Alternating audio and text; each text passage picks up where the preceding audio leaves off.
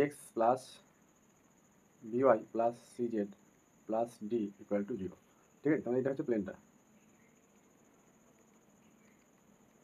তাহলে এই প্লেনটার সঙ্গে লাইনটা পারপেন্ডিকুলার আছে, মানে ডিস্টেন্স অলওয়েজ আমরা পারপেন্ডিকুলার ডিস্টেন্সটাকে বুঝবো। ঠিক আছে, তাহলে এটা কী হবে, the distance of a point from a plane this, ঠিক আছে, ইকুয়াল টু আমরা লিখবো এই যে পয়েন্টগুলো আছে প্লেনের উপর আমরা পুট করে দেবো। ঠিক আছে, তাহলে A X one plus B Y one plus C Z one plus D by কী করবো, এই যে এ বি সি এগুলো আমাদের direction ratio of the straight line, তাহলে অফ দিস প্লেন, তাহলে এদের আমাদের স্কোয়ারের রুট নিতে হবে, A square plus B square plus C square. ঠিক আছে, আর এখানে আমাদের একটা প্লাস মাইনাস সাইন হবে, কারণ প্লাস মাইনাস সাইনটা হচ্ছে এটা ডিরেকশনের উপর নির্ভর করছে। ঠিক আছে,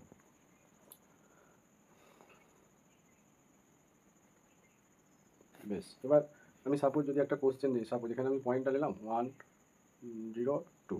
ঠিক আছে, তাহলে এই পয়েন্ট থেকে একটা প্লেনে নিলাম 2x plus y plus 3z plus 5 equal to 0। তাহলে এই প্লেন থেকে এই পয়েন্টের ডিস্টেন্স কীভাবে করবো, তাহলে আমরা কী করবো, এই পয়েন্টগুলো লাইনের উপর বসিয়ে দেবো প্লেনের উপর, তার মানে 2 × 1 আমি ডিস্টেন্সটা বলছি। ঠিক আছে, মানে এটা যদি ও পয়েন্ট হয় তাহলে ওপি হবে 2 × 1 প্লাস এটা 0 হয়ে যাবে, যেহেতু মিডিলটা 0 আছে, তাই 3 × 2 প্লাস 5 বাই এদের স্কোয়ার, 2 স্কোয়ার 1 স্কোয়ার 3 স্কোয়ার, মানে 4 1 9। তার মানে হচ্ছে এটা 1, এটা 3 × কত 2 6 7 8 14 বাই 14, তার মানে কত হচ্ছে প্লাস √14। ঠিক আছে, এইভাবে আমরা ডিস্টেন্সটা ফাইন করবো। ঠিক আছে, নেক্সট, এবার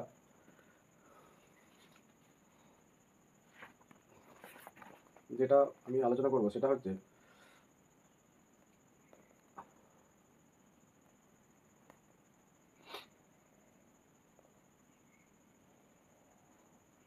সিমেট্রিক্যাল ফর্ম when ABC আর ডিরেকশন রেশিও।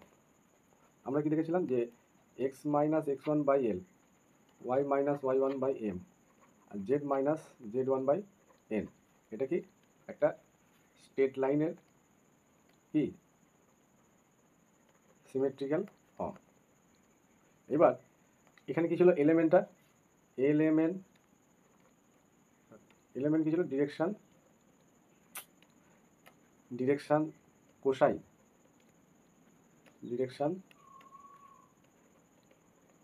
ঠিক আছে, ডিরেকশন কোসাইন, এগুলো এলিমেন্ট ছিল ডিরেকশন কোসাইন। এবার আমরা আবার একটা ভাবে রিপ্রেজেন্ট করতে পারি যে x minus x one by a, y minus y one by b, আর z minus z one by c. তাহলে এটাও একটা আমাদের স্ট্রেট লাইনের সিমেট্রিক্যাল ফর্ম। ঠিক আছে, তাহলে বোথ আর সিমেট্রিক্যাল ফর্ম, বাট এখানে এ বি সি আর কি এবিসি কি এখানে ডিরেকশন রেশিও। ঠিক আছে, এখানে এবিসি আর ডিরেকশন রেশিও, এটা কিন্তু আমাদের অনেক সময় কোশ্চেনে বলে দেওয়া থাকে। হ্যাঁ, তার মানে এর সঙ্গে এই দুটোকে সেম করে দিলে কিন্তু হবে না। ঠিক আছে, যখন ডিরেকশন রেশিও করা থাকবে তখন কিন্তু এবিসি এগুলোকে ডিরেকশন রেশিও হিসেবেই ভাবতে হবে। হ্যাঁ, তাহলে এখানে একটা আমি ইম্পর্টেন্ট জায়গা আলোচনা করলাম, মানে এগুলো তো অনেক সময় গন্ডগোল হয় স্টুডেন্টদের, যে অনেক সময় দেখে যে এরকম আছে এরকম আছে, তার মানে এখানে জানতে হবে, কারণ এর সঙ্গে কি এ আর এল মানে ডিরেকশন রেশিওগুলো কি ডিরেকশন কোসাইনের সঙ্গে প্রপোর্শনাল হয়। ঠিক আছে, বেশ, তাহলে এটা ইম্পর্টেন্ট পয়েন্ট, এটা আমি আলোচনা করলাম। এবার equation of X Y Z axis কী হবে, symmetrical form, symmetrical form of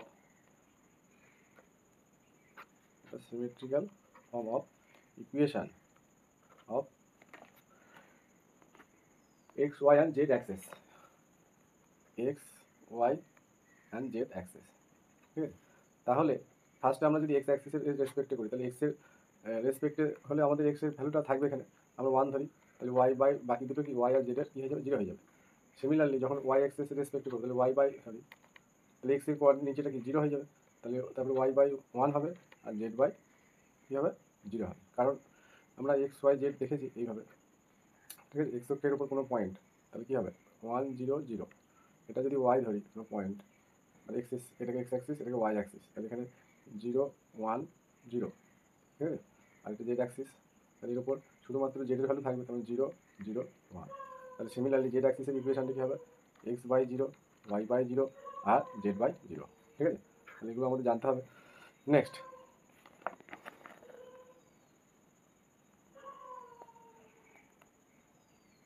এবার বলছে যদি দুটো লাইন কোপ্লানার হয় তাহলে আমরা কি বলবো? ইফ টু লাইন্স আর কোপ্লানার, তাহলে আমরা কোপ্লানার হলে কি আমরা এখান থেকে কন্ডিশন পাবো। তাহলে কোপ্লানার হওয়ার জন্য এই সিমেট্রিক্যাল ফর্মে যদি লাইন দুটো দেওয়া থাকে, হ্যাঁ, x minus x1 by L1, y minus y1 by M1 আর z minus z1 by N1, line দুটো আমি লিখছি। তারপরে x minus x2 by L2, y minus y2 by M2 আর z মাইনাস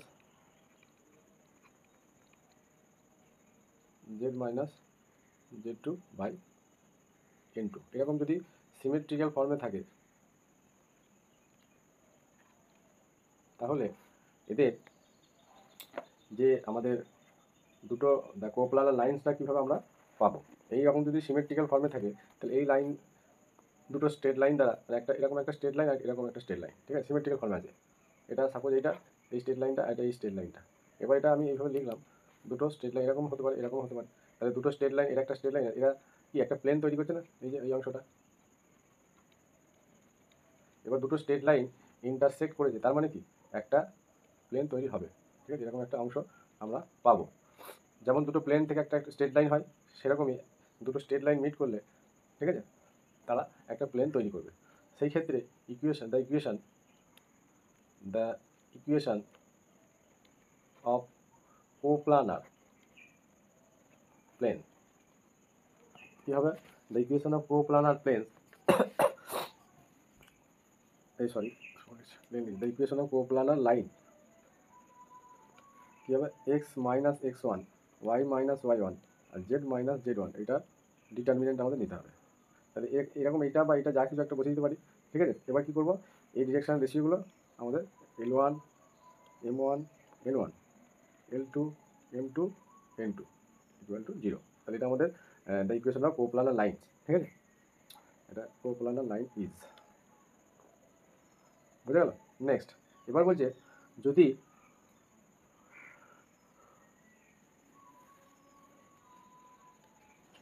কন্ডিশন, মানে যে কন্ডিশন ফর কোপ্লানারিটি, ঠিক আছে, মানে দুটো লাইন যদি ইন্টারসেক্ট করে যায়, ঠিক আছে, সাপোজ এই একটা লাইন, এই একটা লাইন, এটা যদি ইন্টারসেক্ট করে,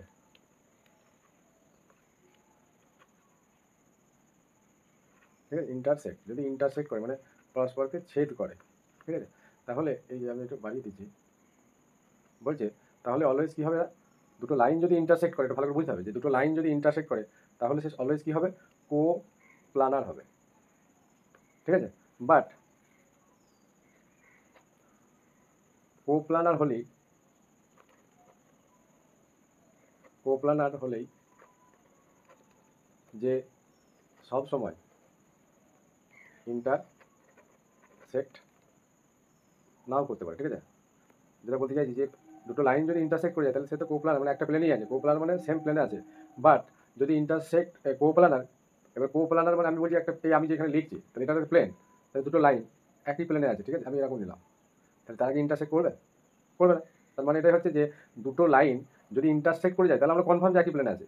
কিন্তু দুটো মানে কোপ্লানার হলেই, ঠিক আছে, দুটো মানে লাইন দুটো একই প্লেনে থাকলে যে ইন্টারসেক্ট করবে তার কোনো নিশ্চয়তা নেই। সেটাই বলতে চাইছি যে কোপ্লানার হলেই যে সবসময় ইন্টারসেক্ট করবে তার কোনো নিশ্চয়তা, বাংলাতেই লিখে দিলাম, নিশ্চয়তা নেই। ঠিক আছে, এটা আমাদের বুঝতে হবে, এমসিকিউ হতে পারে এগুলো থেকে।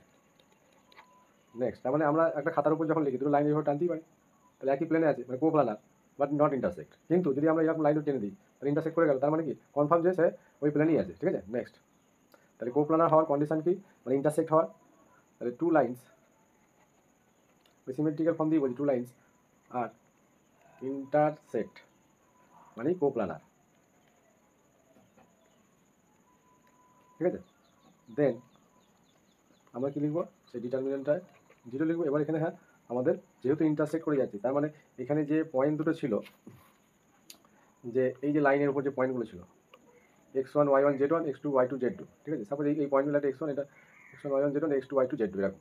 তার মানে এই পয়েন্ট দুটো ইন্টারসেক্ট করা মানে কি, সাপোজ আমরা এই পয়েন্টটাকেও নিতে পারি, ঠিক আছে, বা এই দুটো লাইনের যে পয়েন্ট অফ আমাদের যে ডিফারেন্সটা, মানে x2 minus x1 y2 minus y1 আর কি z2 মাইনাস z1, এগুলো কি হয়ে যায় ডিরেকশন রেশিও, ঠিক আছে। এখানে একটা পয়েন্ট, আর আমি সাপোজ বলছি যে ইন্টারসেক্ট করে গেছে মানে দুটো লাইন এইভাবে, তাহলে দুটো লাইন যদি ইন্টারসেক্ট করে যায় তার মানে এটা একটা ডিরেকশন রেশিও আমরা বলতে পারি ডিফারেন্সটা। তাদের দ্বারা যে ডিটারমিনেন্টটা হবে মানে x2 minus x1 y2 minus y1 আর z2 মাইনাস z1, এই টার্মটা আমাদের নিতে হবে। তার সঙ্গে l1 m1 n1 l2 m2 n2, মানে এই পয়েন্টগুলো আমরা এখানে স্যাটিসফাই করে দেবো, ঠিক আছে, কারণ ইন্টারসেক্ট করে যাচ্ছে মানে এখানে বসিয়ে দিতে পারবো, ঠিক আছে, সেই হিসাবে এটা চলে আসছে। মানে এই পয়েন্টটা ওই সিমেট্রিক্যাল ফর্ম লাইনকে স্যাটিসফাই করে যাচ্ছে, সেই হিসাবে এটা ইকুয়াল টু আমরা তখন 0 লিখি। নেক্সট, তাহলে এখানে আমাদের যে কন্ডিশনটা হলো, এটা both line are when both lines are কি সিমেট্রিক্যাল ফর্ম, সিমেট্রিক্যাল ফর্ম, তাহলে সিমেট্রিক্যাল ফর্ম হলে আমরা এই কন্ডিশনটা লিখতে পারবো। যদি এরকম সিমেট্রিক্যাল ফর্মে দেওয়া না থাকে তাহলে আমাদের সিমেট্রিক্যাল ফর্মে নিয়ে গিয়ে এই কন্ডিশনটাকে আমরা অ্যাপ্লাই করবো, ঠিক আছে। নেক্সট বলছি one line symmetrical and other general form, ঠিক আছে, কন্ডিশনটা কী হবে, কোপ্লানিটির কন্ডিশন, এটা বুঝতে হবে, ইম্পর্টেন্ট। এটা সিমেট্রিক্যাল হলে সবাই ইজিলি করে দিতে পারে, কিন্তু বলছে ওয়ান লাইন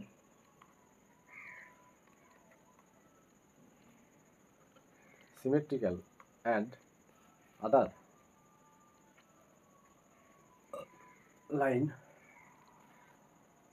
general form, ঠিক আছে, দ্যাট ইজ সাপোজ আমি একটা লাইন লিখলাম সিমেট্রিক্যাল ফর্মে x minus x1 by L y minus y1 by M আর z minus z1 by L, ঠিক আছে, এটা সিমেট্রিক্যাল ফর্মে লিখেছি। অ্যান্ড দ্য আদার লাইন যেটা জেনারেল ফর্ম হয়, তার মানে জেনারেল ফর্ম যে লাইনটা হবে সেটা সাপোজ a1x তাহলে plus b1y plus c1z plus d1 equal to 0, তাহলে এটা একটা প্লেন দ্বারা যে লাইন হবে, তো কারণ দুটো প্লেন আমি আগেও বলেছি যে দুটো প্লেন যদি আমরা পাশাপাশি এইভাবে নিই তাহলে এটা একটা লাইন তৈরি হয়। তাহলে জেনারেল ফর্মে যখন লাইনটা ইকুয়েশনটা দেওয়া থাকবে জানতে হবে যে আমাদের দুটো প্লেন দেওয়া থাকবে, দুটো প্লেনের ইকুয়েশন দেবে, কারণ দুটো প্লেনের ইকুয়েশন থেকেই আমরা একটা লাইন পাই, ঠিক আছে, এইগুলো আগে ঠিকঠাক বুঝতে হবে। তাহলে একটা জেনারেল ইকুয়েশন অফ লাইন, ঠিক আছে, যদি সিমেট্রিক্যাল ফর্ম না হয় তাহলে জেনারেল ফর্মটা কেমন হবে, দুটো প্লেন দেওয়া থাকবে, ঠিক আছে, তাহলে a2x plus b2y plus c2z plus d2 equal to 0, মানে এই দুটো দিয়ে আমরা একটা লাইন তৈরি করতে পারি, ঠিক আছে। বেশ, তাহলে যদি একটা সিমেট্রিক্যাল ফর্ম আর এটা হচ্ছে জেনারেল ফর্ম, এটা জেনারেল ফর্ম, সেই ক্ষেত্রে কোপ্লানিটি কন্ডিশন, ঠিক আছে, কীভাবে বার করবো, আমি অত রিকোয়ার্ড কন্ডিশনটা লিখি। কোপ্লানার হবে ইফ, ঠিক আছে, ইফ এখানে আমরা ডিটারমিনেন্ট ফাইন্ড করবো না, এই a1x, হ্যাঁ এটা ইম্পর্টেন্ট একটা result, a1x plus b1y plus c1z plus d1, এটা টোটালটা তোলায় নিচে আমরা লিখবো কি a1l, মানে এই a1 মানে এগুলো ডিরেকশন রেশিও, তাহলে a1 এর সঙ্গে l, তাহলে a1l প্লাস সিমিলারলি b1m, এগুলো সব প্রুভ করা যায় c1n হলো ইকুয়াল টু এই প্লেনটা লিখে দেবো a2x1 plus b2y1 plus c2z1 plus d2, similarly আবার a2 b2 c2 সঙ্গে এলিমেন্টগুলোর প্রোডাক্টের সামনে থাকবে, তাহলে a2l b2m প্লাস c2n, ঠিক আছে। এইভাবে আমরা কোপ্লানার কন্ডিশন পাবো যখন আমরা দেখবো একটা লাইন সিমেট্রিক আছে আর একটা জেনারেল ফর্মে আছে, সেই ক্ষেত্রে আমাদের এই কন্ডিশনটা কোপ্লানিটি লাগাতে হবে, ঠিক আছে, এটা আমি একটা ইম্পর্টেন্ট জায়গায় আলোচনা করলাম। নেক্সট, এবার দুটো লাইনই যদি জেনারেল ফর্মে থাকে তাহলে এখানে তিনটে কেস হচ্ছে, একটা সিমেট্রিক্যাল দুটো লাইন, তারপর একটা সিমেট্রিক্যাল একটা কি জেনারেল ফর্ম। এবার বলছি দুটো লাইনই যদি জেনারেল ফর্মে থাকে, ঠিক আছে, দুটো লাইন মানে কটা প্লেন থাকবে, চারটে প্লেন থাকবে, তাই না, দুটো লাইন মানে চারটে আমাদের প্লেনের ইয়ে থাকবে, কারণ দুটো প্লেন মানে এরকম একটা প্লেন হয়েছে, সরি, তাহলে এখানে দুটো প্লেন হলে একটা লাইন। আবার সাপোজ এরকম আমি একটা নিলাম, আবার এরকম একটা নিলাম। তাহলে এই একটা লাইন বেরিয়ে যাচ্ছে এই প্লেনের সঙ্গে এই প্লেনে নিয়ে একটা, আবার এই প্লেনের সঙ্গে এই প্লেনের একটা লাইন এরকম আমাদের পেয়ে যাবো। ঠিক আছে, তারপরে চারটে প্লেন, একটা দুটো তিনটে চারটে প্লেন দিলে তবেই টু স্ট্রেট লাইন হবে। ঠিক আছে, এই জায়গাটাই বললাম। নেক্সট, এবার আমরা চারটে প্লেনের ইকুয়েশন লিখবো। Suppose a1x b1y c1z plus d1, এর সঙ্গে সাপোজ এইটা এই প্লেনটা, তাহলে এর সঙ্গে কম্বাইন করে এই প্লেনটা নিচ্ছি। ঠিক আছে, তার মানে a2x plus b2y plus c2z plus d2 0। আর আগেও বলেছি প্লেন মানি হচ্ছে 2D স্ট্রেট লাইন। অ্যান্ড তাহলে এটা একটা স্ট্রেট লাইন পাবো, অ্যান্ড আর একটা দিয়েছে সাপোজ এগুলোকে আমি a1 dash x plus b1 dash y plus c1 dash z plus d1 dash 0, আবার c2 x dash c2 a2 x dash sorry a2 dash x plus b2 dash y plus c2 dash z plus d2 dash equal to 0। এরকম এটা একটা straight line form করবে, এটা straight. এবার condition of কোপ্লানারিটি, হ্যাঁ, condition of কোপ্লানার কী লিখবো? Condition of কোপ্লানার হবে আমাদের একটা 4/4 অর্ডারের ডিটারমিনেন্ট। ঠিক আছে, সেটা আমরা 0 লিখে দেবো। তাহলে কীভাবে হবে? এইগুলো কোএফিসিয়েন্টগুলো সব গল্প বসিয়ে দেবো। তাহলে a1 b1 c1 আর d1, তারপরে আবার a2 b2 c2 d2, তারপরে a1 dash b1 dash c1 dash d1 dash, similarly a2 dash b2 dash c2 dash আর d2 ড্যাশ ইকুয়াল টু 0। তাহলে এটা হয়ে গেল কি, যখন দুটো ইকুয়েশনই জেনারেল ফর্মে থাকবে। এক্ষেত্রে হচ্ছে কোপ্লানারিটি কন্ডিশন হচ্ছে এটা। এবার আমরা স্কিউ লাইনের কন্ডিশনটা জানবো। তাহলে দুটো লাইনকে স্কিউ কখন বলি আমরা? যদি তারা কি একই প্লেনে থাকবে কিন্তু টাচ করবে না, একই প্লেনে থাকবে কিন্তু টাচ করবে না।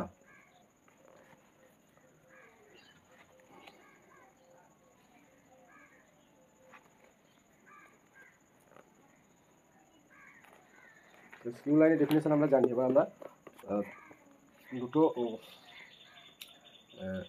স্কিউ লাইন হওয়ার যে আমাদের কীভাবে আসছে স্কিউ লাইনের ব্যাপারটা, সেটা আমি এখন আলোচনা করব। Equation of two skew line in simplified with respect to suitable coordinate axes. তার মানে ইকুয়েশন অফ, আমরা স্কিউ লাইনের ইকুয়েশনটা আমরা বার করবো। হ্যাঁ, কীভাবে আসছে এটা বুঝতে হবে। ইকুয়েশন অফ স্কিউ লাইন, ঠিক আছে।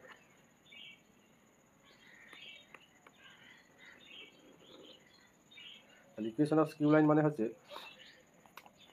দুটো লাইন যখন কি হয়, মানে আমি ছবিটা আঁকি, ছবিটা ড্র করি, মানে এরকম একটা লাইন নিলাম, সরি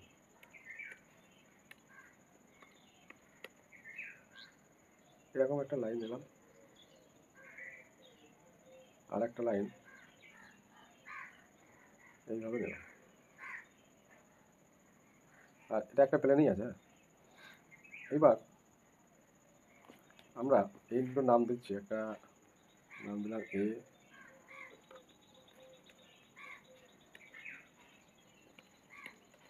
এটা এ, এটা বি, এটা সি, এটা ডি, আর টু স্কিউ লাইন। এই প্লেনে কিন্তু এরা কাজ করবে না।